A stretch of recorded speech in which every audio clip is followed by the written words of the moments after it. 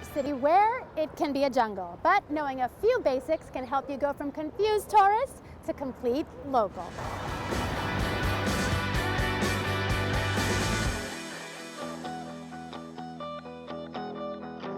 Yes, hailing a taxi in New York City can be frustrating and sometimes infuriating, but it doesn't have to be. I'm on the streets of New York asking locals their tips on hailing a New York taxi.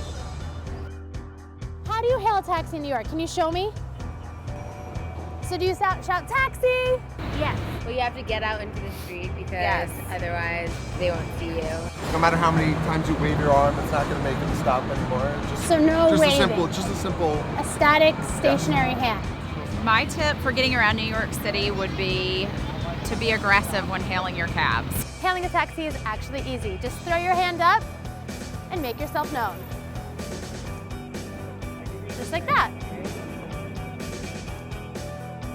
Is the taxi available?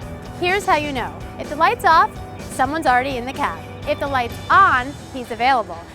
Don't try to catch a cab between 4 and 5:30 because that's when all the cabs switch. So you won't be able to get anywhere anytime soon. That is great advice. Yeah. Don't try to out-hail others on the street. It's an unspoken but universally known rule that if someone is waiting for a taxi, you should not steal their ride by walking in front of them and pretending not to see them. Do you know about the borough taxi? Yeah, they're really useful actually because if you're going to like Queens or the Bronx. Yellow taxi. Manhattan. Basically, I call them Manhattan taxis and everywhere else. Borough taxi, what color? Green. Now be specific when giving directions. It's always better to give the cross streets. Broadway between Prince and Houston, please. Never, I say never, exit the taxi into oncoming traffic. You could be hit or you could take down a biker. Always exit on the sidewalk.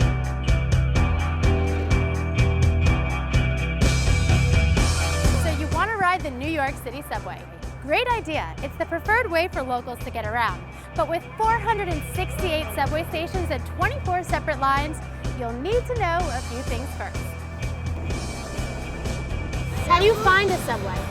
Easy. You just look for the green ball on top. It's on top of the green ball. The New York City subway lines are organized by letter, number, and color. Know which direction you're going. Some stations, like Union Square and Times Square, have an entrance that leads to all lines. But some smaller entrances are one way, uptown or downtown. Make sure you know you're going in the right direction. A standard ride on the subway is $2.50 for a single ride MetroCard. As long as you stay underground, you can ride numerous lines on the same card, and even transfer to a bus for no additional fee. If you're in New York for a week, it pays to buy the weekly pass. There's only one way to swipe the card, with a black stripe facing towards you and down. Well, I do believe you should wait for people to come out, and you should wait to the side, and then when they're out, you should get in, and you should give people some space. You know, if you see somebody elderly or you see somebody handicapped or somebody pregnant, get out of your seat and let them sit down. Like when the mariachi band walks through, you know, the doors, you're kind of like, it's going to be that kind of a morning. You know, there's certain cars that you don't want to get into. If you're in the morning, you go into an empty subway car, there's a reason it's empty. So go on to the next. Go on to the next one, yeah. Enjoy the experience. Performances, artwork, and lots of people watching can be found below ground.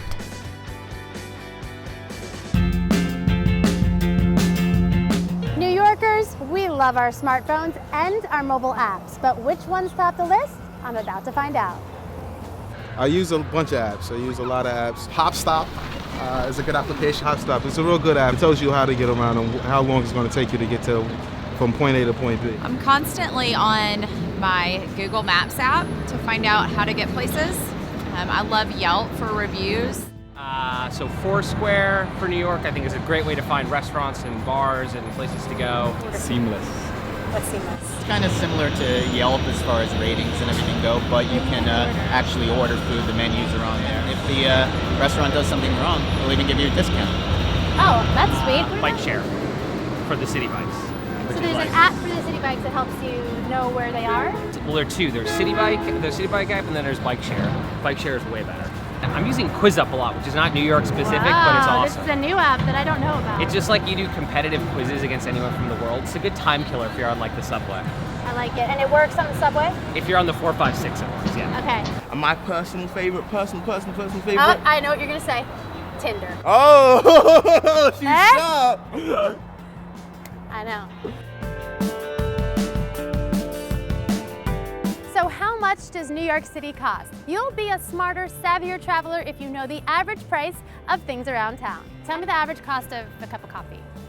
I'd say $5. $5, okay. This is an Americano, cost me $3, which I think is a good deal. $3. Iced coffee is a little bit more expensive, $3.50, $4. You have to go to the street carts though, that's the trick. And you get it for like $1? Yeah, $1 for the small, and that's what I usually get. How much does a hot dog on the street cost? Depends where you are. Depends where you are. If you're in Times Square, it could cost you up to $3. If you're downtown, it could cost $1. What about a beer or a glass of wine? A beer, that's like $7 right there. Right. Glass of wine, we're talking about maybe $8, depending upon where you're going. A cocktail in New York City is probably about $13. Well, it depends. Are you in time for happy hour? If you get in for happy hour, you can get like $2 draft beers. Okay, happy hour starts at 5. 5 to 7. Okay. 4 to 7. What about brunch on the weekend? It depends whether you have drinks involved, around like $20 to $30. Okay. And what about a taxi? Crosstown taxi, I know this for a fact, costs like $10, $12. It also completely depends on traffic. You could get somewhere for $10 that on a Friday at 5 it would take you $22. What about pizza? Pizza, you can get good dollar slices. I've been hearing about this. Yeah, there's a place called Two Bros, which I would highly recommend for good like dollar slices. Okay. If you want to spend more, you can spend like $4 a slice depending on what you get on it with All toppings. the extra toppings. New York is an expensive city, but the dollar pizza you makes recommend everyone's it? life happy, yeah. The famous Two Brothers pizza slice, one of the last things you can actually get for $1 in New York City. Let's see.